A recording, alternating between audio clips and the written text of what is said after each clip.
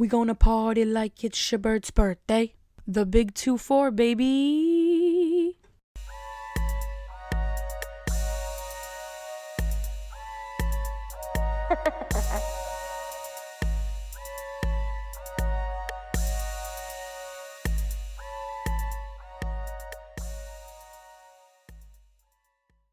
The big 2-4. Like I was in a fraternity. That's what it would sound like. It's been a wonderful first day of my birthday.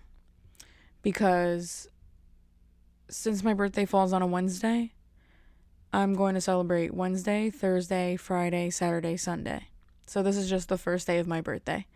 And today at work, everybody threw me like a little surprise birthday party, and that was so sweet. And my boss gave me these 2 cupcakes, and they were like Cookie Monster, but if Cookie Monster got into like a really bad car accident, and it was delicious. And when I came home, I spent time with my family, so that was amazing, and I'm super blessed. And at work, they put like Happy Birthday Mary Grace by my station that I work at, and they like ambushed me with cake. Like I was listening to a podcast while I was working, and then somebody, like I bumped into somebody, I was like, sorry, and the next thing you know, there's cake, and there's like all of the women I work with, they sing happy birthday, and then as they were singing cumpleaños feliz, cumpleaños feliz, they started doing like a little Spanish mosh pit, and they pushed my coworker that speaks like this. They were like dancing on her so hard, like really like throwing their elbows at her, and they pushed her into a row of boxes, and she like flew across the warehouse. Like how That's So Raven is like very dramatic with her physicality. That's what it was like, but this wasn't on purpose. So that was one for the books, and that was right in the middle of when we were saying happy birthday. It was like, cumpleaños feliz, and everybody stopped and laughed. And, I didn't laugh because I wanted to make sure she was all right, but it was really funny. And we had cake, and then we had those candles that you have to blow on like 1,000 times for them to go out. So that kept happening. And then the Spanish tradition, like white people don't do this, so I'm guessing it's a Spanish tradition, to like shove cake, like to shove the frosting on your face. Like it has to happen. And I guess because COVID, they didn't want my face in the cake, because that's what usually happens. And I just had a bunch of Spanish fingers putting frosting all over my pores. And it was fantastic. Like it was a rush trying to evade these women. But I was unsuccessful because somebody grabbed my hands and my arms and held me like hostage, and then somebody else did it as I couldn't move. So that was really fun. That was really fun. I actually cried too. I like couldn't help myself. I was tearing because honestly, I've always been a person that's very, like, I try to take in the moment all the time, and it was just really sweet to have people, I'm really blessed to just have people in my life that care about me at work, and all joking aside, at work, and then my family. I'm just so, like, when I sit here and just realize how much I have to be grateful for. I'm just so lucky. I'm so blessed. No, I'm not lucky. I'm blessed. Yes. Clap for the heavyweight champ, me. No, I couldn't do it all alone. We. Young Money raised me. Queens in this crazy. Southside Jamaica. Damn, I always... And then she says Queens in this crazy. So... But this is my truth. This podcast is my truth. I could delete it and do it again. But it is what it is. You know what I'm saying? You know what I'm saying? So... Where was I even going with this? I don't even know how this happened. Oh yes, I teared because that's what this life is about. It's about, the love you give and the love you receive. So I'm super grateful for everyone in my life, and the joy I felt today and the joy I feel every day because of the people I love that are in my life. So, and I hope that this year I want to travel. I want to get a good job in comedy. I want to eat more love and more light, and I will speak it into existence. I just need to be doing something where I make people laugh, because that's where it's at for me. That's where I find my joy. So I will be, I'm gonna be pursuing that. So, I'm writing more, and I hope to get out and do some more stand-up, because it's been a schminute. And a schminute, I mean, it's been a long time. So I'm really excited to get back up there. I want to start doing that more. I have my classes that I want to take, improv, acting, sketch, and I want to start writing some scripts and writing some stand-up. So I am going to hold myself accountable for that, and I'm going to start right after my birthday. Right after my birthday, I'm going to live it up, and then I'm going to be serious Mary. So keep your eyes peeled for that, because I have a lot of exciting things coming. And I was going to say this will be my year, but this isn't the new year. But these next few months will be something special.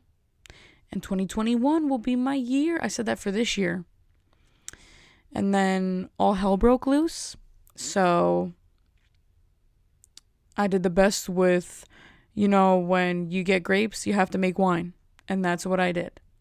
So, I made this podcast, and this is like my baby. So I'm just happy with how everything's going, and I'm just really excited to create some more and to create some more content for the people. So that was my presidential speech, and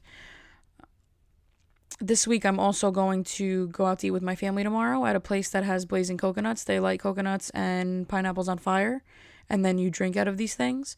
So that'll be exciting, and I will definitely speak about that on my next podcast, as well as I have a party I'm throwing with my friends, and we're going to be singing karaoke. I might get a little, what's that song? Give me a second. Everybody in the club get tipsy. That song reminds me of White Chicks, and I'm like the girls in White Chicks, not the Wayans brothers, but like the other white girls, but not rich. Only really the club scene and the throw Shamu back into the water scene. Like, that's my life. When she's trying on the pants and then the pants like burst. That's my life, because that's really happened to me. And also when they're in the club and they're throwing each other around and doing choreographed synchronized dancing. Choreographed Oreo cookies. No, but they dance in unison, because I don't know how to use choreography in a sense where this makes sense. But yes, that's like my life. But maybe I am more like the Wayans brothers then, in a way. But if you know me, I'm hitting those moves at the club. All of them. What the rich girls do, I do those moves. And then I escalate it into, next thing you know, I have my friend throwing me up in the air. And we're doing that thing where we hold hands and we have our feet connected, and we're doing that thing where we jump around in circles. And that really happens. And if I could flip without hurting myself or showing a part of my body that should not be seen, I would be doing that much more often. But anytime I do a flip, I feel like I expose myself. So that is not going to happen anytime soon. And the last time I did that was in front of the McDonald's on 1 and 9.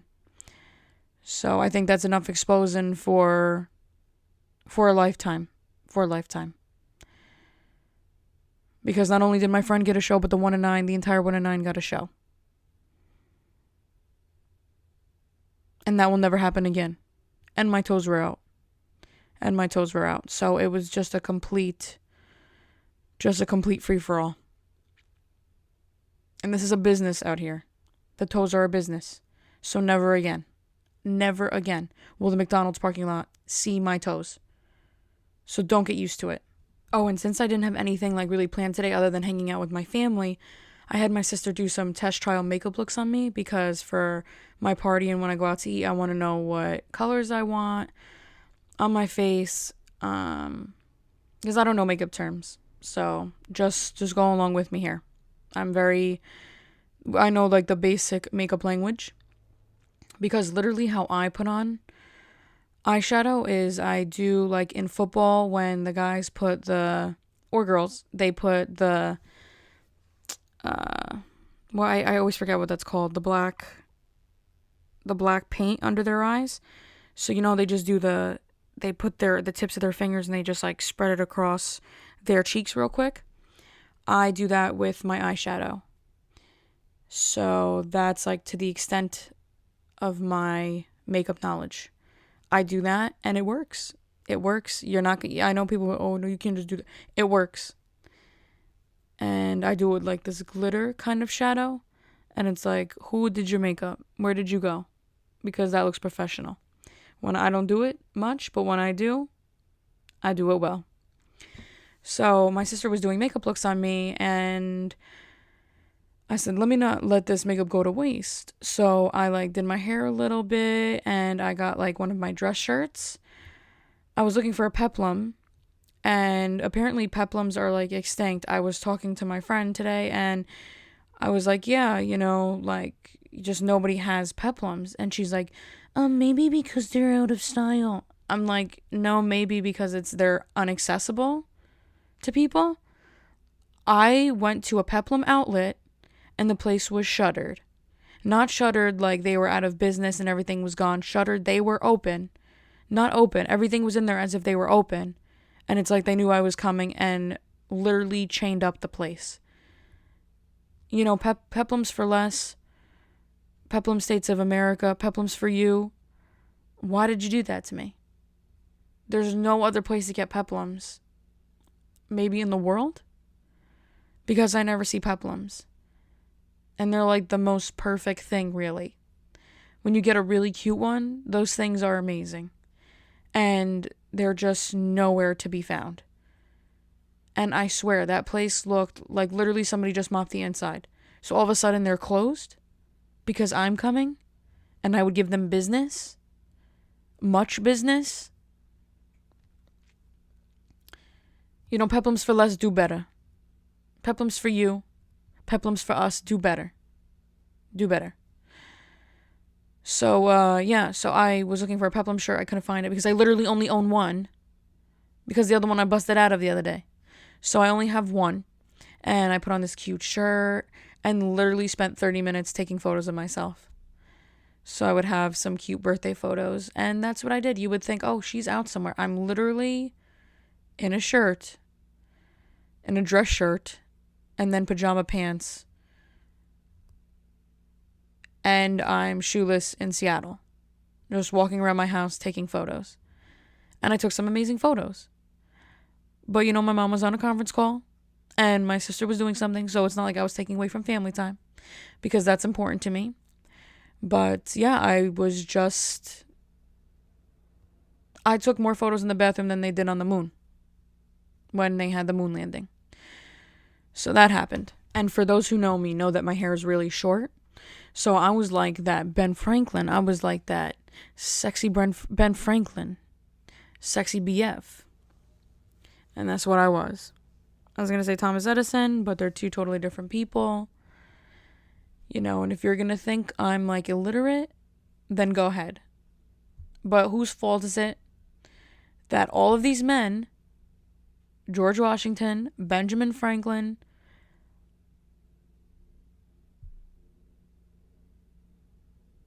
Quincy Adams, all have the same hairstyle. Haim, the band, all have the same hairstyle.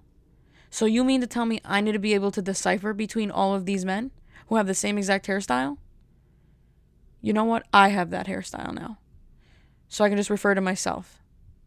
So as you know, I watched Dancing with the Stars and I realize I'm way too invested already.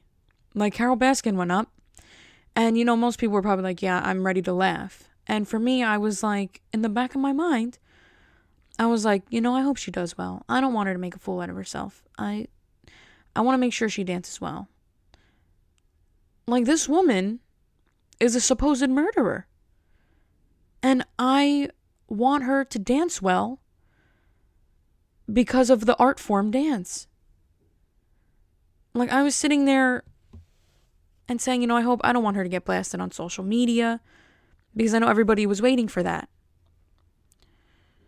But I'm so invested. I care already about these people. I'm sad that Chriselle Staus only scored a 12. And I don't even know her. It's like we've bonded through dance. And Tyra Banks is all like, I don't know what she is talking about sometimes, but I was laughing. Because she was like, girl, I'm going to cry right now. And it was just like, there was no reason for you to say that. There was no reason. But the way she said it was hilarious. I just love the facial movements and how she says things. If I was dozing off for a second, she woke me up. The stuff of nightmares. So Travis Scott came out with a meal at How was I going to say Burger King? I bet their telecommunication device is still broken though. Somebody either threw a rock through it or a cinder block or hit it with a golf club or a baseball bat. Or maybe somebody drove into it.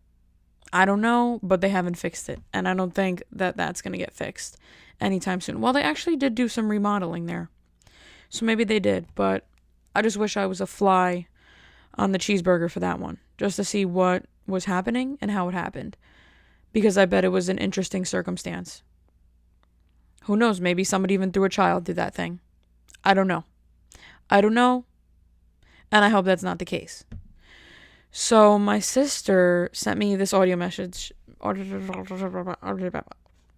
She sent me this audio message. So I'm going to play it for you and we're going to discuss. So Mom asked me to go to McDonald's for her to get her coffee. And you know how people have been ordering, like, the Travis Scott meal? So, like, they'll play the music. I was thinking about, like, if I just went, ordered her coffees, and played it anyway. Like, I'm not even getting it. It's just, like, I'm playing it because I'm ordering at McDonald's. I play it for, like, when they order the Travis Scott meal, they do his song. And yes, my whole family is like this. Me and my sister are really on the same wavelength when it comes to stuff like this. But just imagine being like, excuse me, can I get two large iced caramel lattes? And then they're like, okay. And then I'm like, boing, boing, boing, boing, boing. I saw them. Just imagine that. Or I'm like, hey, can I get 2 medium iced caramel lattes? And they're like, okay, ma'am. And then I'm like, wee, moop, wee, moop, wee, from Sicko Mode. Or I'll be like, excuse me, can I get 2 large iced caramel lattes? And they'll be like, okay, ma'am. And I'll be like,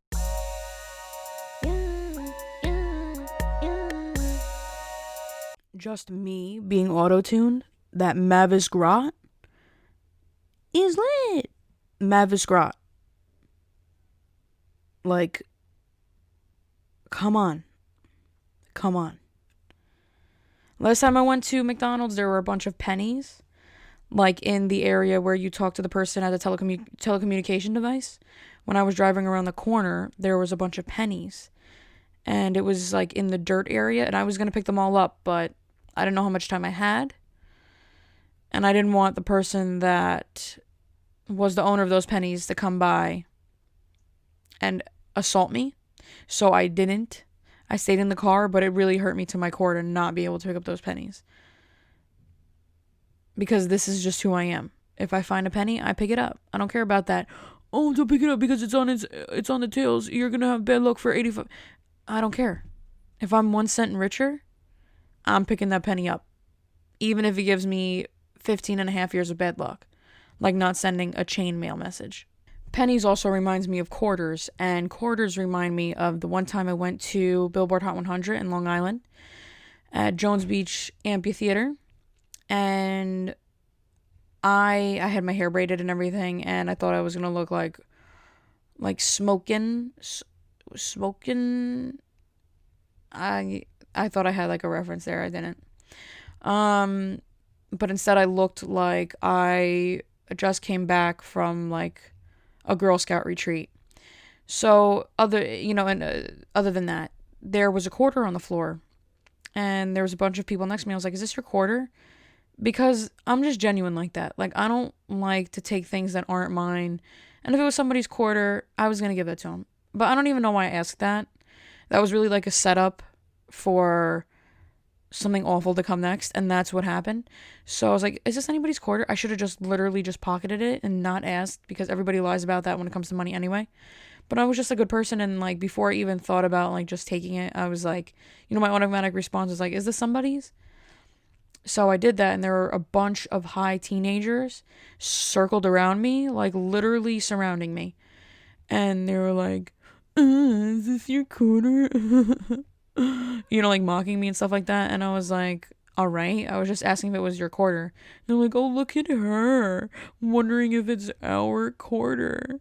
She's such a baby. Like stuff like that. And I was like, okay, now this is getting out of hand. Because now I was like, hey, like cut it out. Stop. Yeah. It was like, so, and like they were definitely like 16 or something. And that's my cat in the back. And I'm getting Jabba. Stop. So, yeah, so they're like 16, and I'm sorry, I just threw my cat in a burlap sack and shipped him off to Timbuktu. No, I didn't do that, because that's animal abuse. He's definitely just walking around the house, and I'm just hoping that he stops meowing for a few minutes so I can get this done. But yeah, so they were mocking me, and they were really high. Like, in that time, I didn't know that they were high, but now that I'm older, I know that they were really high. And then they started throwing quarters at me, and like I would usually love having people throw quarters at me, because that's really like a dream. Like, who wouldn't want that? But they were throwing them like maliciously, and I think the only time I would want quarters thrown at me if it was in like a benevolent way, because then that's like a happy thing for everyone. But if you're maliciously throwing quarters at me, yeah, do I love having like maybe $2 change? Yes, I do, but I'm sad on the inside. So they were throwing quarters at me, and like that was okay, because I think I was picking them up still. And then somebody was starting to get handsy, and then they were starting to put quarters in my pants pocket. And like also, I would usually be okay with that, but if I don't know you, I don't want you sticking your hands in my pants pocket, even if you're giving me money. So that's when they crossed the line, because I was like, don't touch me, because that's not cool. Like, if you know me, you can give me money and stick it in my pants pocket. But if you don't know me, don't do that. And now you're crossing the line. It went from to throwing quarters at me to now you have your hands in my pants pocket. So then I told security, and security was like, hey, if you guys don't cut it out, I'm going to kick you out. And I was like, Like, I looked at them, and I did like shook my head. Shucked. How much corn could a corn shuck shuck if a corn shuck could shuck wood? And that's the Ring app. And apparently somebody's probably at my front door. Or it's just cars going by, because we get it every 5 seconds for cars coming by. So if somebody's really at our door, we're not even gonna take it seriously at this point. So yeah. So I was like, and I did like literally like what children do, and I shook my head up and down. I was like, like take that. And they weren't even looking at him. They were all cross-eyed. They weren't even looking at him. Tell him. So that happened, and that's how I got bullied at a music festival. As a 23-year-old. You know what I miss? I miss the club, because if the club were open, that's where I would be at. Because that's what I like to do. That on my birthday, I like to go out and sing and dance, and half the time I'm sober. Like, I would say 75% of the time I go to the club, I'm sober. Like, I just sing and dance, really. So, if it was open, like, I miss the club. Like, I'm not like, oh, like, I need it, but I do miss the club. I really enjoyed the club. Like, that's where it's at for me. So, I would be there if it was open, but now it's just like a sit-down kind of thing. And I can sit down in my house and play music. So that's what I've been doing. To recreate the club energy. Just kidding. I haven't been doing that. But I actually could. My sister wants to buy an ambulance that somebody's selling on the highway, and she wants to like deck it out and take the bed out of the back and just like put strobe lights and like a speaker in there and park it in our backyard, and we'll have parties in the back of the ambulance. So that's something to look forward to. Hopefully in the near future, we're trying to usher him down a bit in price. So, oh my God. Oh, oh, oh, oh, oh, oh, oh my God. That's an Usher song. I used to love that song. That was an 8th grade slapper, a knee slapper. But yeah, I'm going to go with her to usher the guy down so we can get it for cheaper.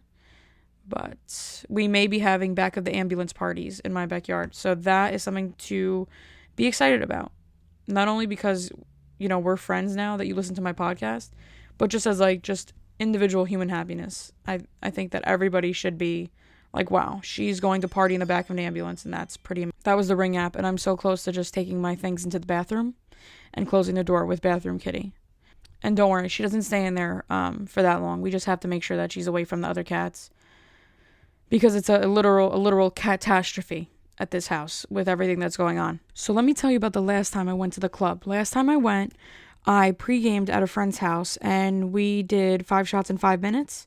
Oh, no. It was 5 shots, 1 shot every 5 minutes. And we did like 30 minutes worth. So that's like 6. Or maybe more. No, we did 6 shots at her house. And I was trashed and thrashed. So then we go to the club, and I don't pay an entrance fee because I'm a lady, and ladies don't pay the ladies' night, whatever is every night at the clubs I go to. So it's fantastic. I don't pay an entrance fee, and I don't buy any alcohol, and that is always the goal, to not spend any money when I go out. So, and also, why am I going to spend $15 on a vodka cran with vodka that literally on the name of the bottle says vodka? It's not even any name on it. Why would I spend $15 on that when I can drink for free at a friend's house? So, well, we did get there, and we also had a tequila shot. So that adds up the total. It's like 9 shots already. So I'm like floating on ether. I am just out there, the universe. I'm one with the universe, and I'm just floating around. And I just feel free like a bird. Fly like a bird, and I'ma fly away. I don't know where my home is. I don't know where my home is. So I'm like that in the club. And the day we went, the DJ that was performing was DJ Drewski, and he was on Love and Hip Hop New York. He's worked with Cardi B, and we've seen him perform a few times. And he performed at my school. And this story, it's still harrowing to tell this. So, Lil Uzi, he sings a song, he was on Bad and Bougie, cooking up dope with the Uzi. My bitch is a savage, Ruthless. I've got 30s and 100s around too. He was on Bad and Bougie, that was Migos' part, but he goes, yeah, bad to the bone. He sings that part.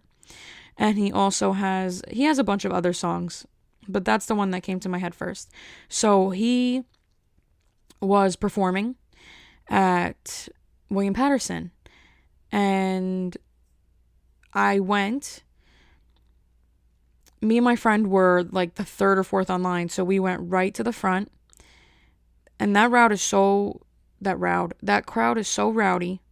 It's like a very like aggressive type of crowd, and they like to do the mosh pits and stuff. And I think there were way too many people in that gym, because it was also in a gym in an enclosed space. And as we were waiting for Lil Uzi to come on, Lil Uzi, if you're over 50, Lil Uzi, or on the news, Lil Uzi.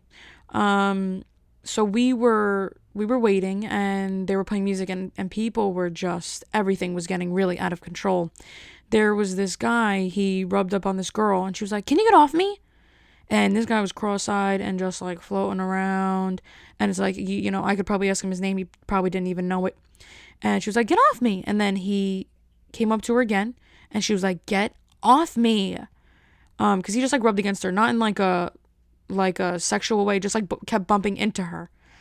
And I was watching this all go down. And then he came back a 3rd time. And that was the wrong move for him. And she was like, "Get the fuck off me." And then she grabbed him by the neck with 2 hands, and she choked him out. And he had his tongue out and everything. And then he just waddled away. he waddled away. So I just knew that the night had a lot of surprises in store once I saw that. So then Lil Uzi comes on and everybody starts going crazy. Everybody's pushing each other to the front's pushing to the back, and I'm on the front on the metal railing. And people were pushing each other so much that the railing was halfway falling over. And there were only the metal barricades holding it up. And there were like maybe 5 or 6 police officers. And I was like, this is okay. The police officers will hold it up. I had faith in them. And I was looking at their face, and it was like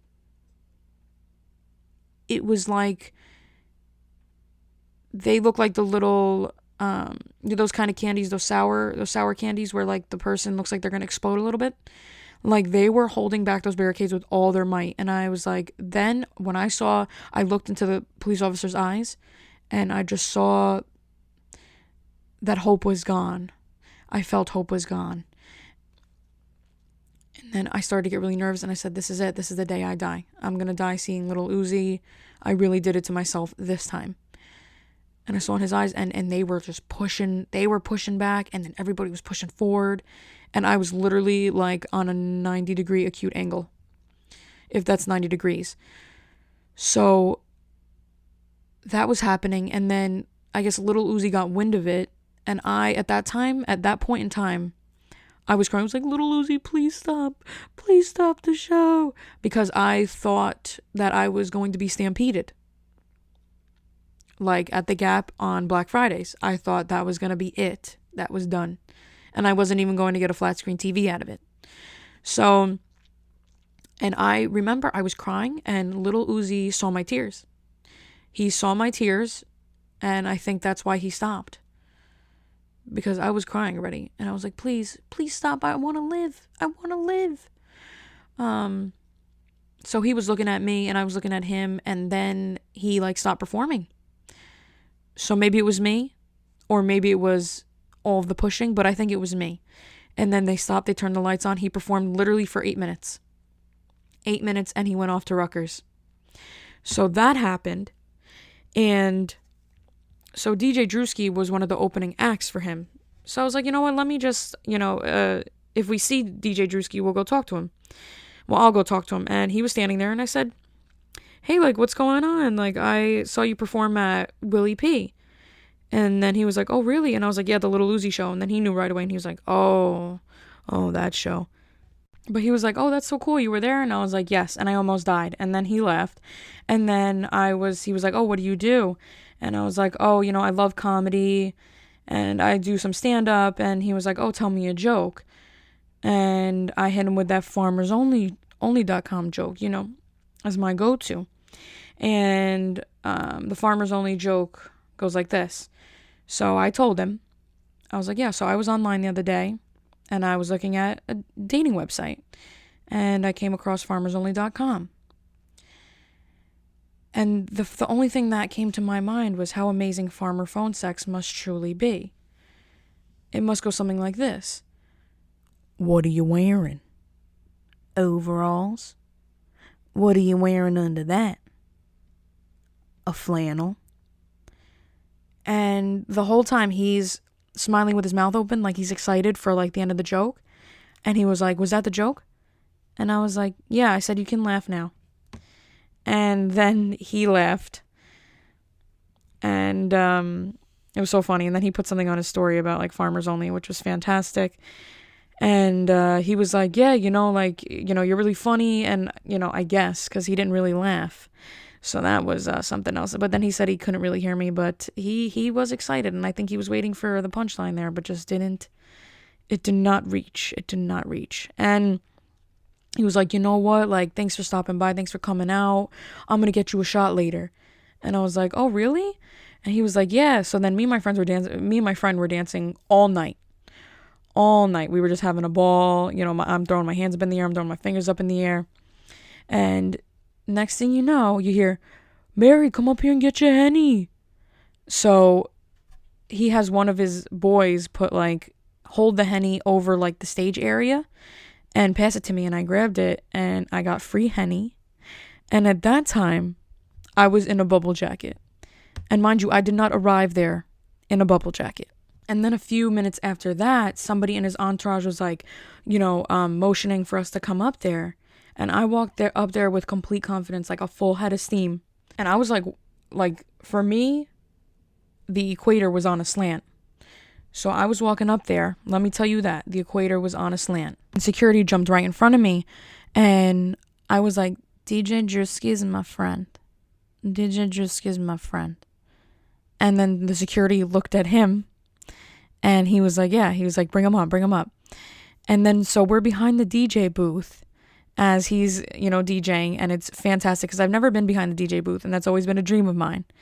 And it's always been a dream of mine to be behind a DJ booth and not do anything like inappropriate or explicit to get up there. And I didn't. And the best part is that you would think that we were like maybe scantily clad. We were in turtlenecks. Jeans with no rips. And boots. We were completely covered. We were like the Amish. We were like the Elizabeth Amish. But that was fantastic. And then he said bye to us and he hugged us. And it was like, what is happening? What is happening on this night? And I was floating. I was like a leaf falling down from like the tree branch that night. And I remember when we were leaving, there was a lady in the parking lot with Tupperware with brownies in it. And my friend was like, can I have one? And then the lady was like, no. So, never take sweets or baked goods from somebody in a club parking lot. It will most likely end very badly. But thank you so much for listening. Virgo season, Virgo moon, Virgo eclipse, 9/16, September forever. I love you guys, and I will catch you next week. Also, how cool is this? Completely unplanned. The 16th episode of my podcast lands on my birthday, which is September 16th. What are the odds? I was going to say it landed on my 16th birthday. I'm definitely 24 and I'm living. So thank you so much for tuning in. For real, I'm going to head out and I'll catch you next week. Thank you. Bye. Another harmony for you. That'll last you all week. Okay, bye. Bye. Adios, mi amigos, mi amigas. Mi amigos, plural. All right, bye now. I'm leaving. It's 7 o'clock in the morning. I gotta leave now, guys. I know you want me to stay, but I have to leave. So, Auf Wiedersehen. German. And maybe that doesn't even mean goodbye. I'm not really sure. But, danke. Also, I think German. Maybe not. Goodbye.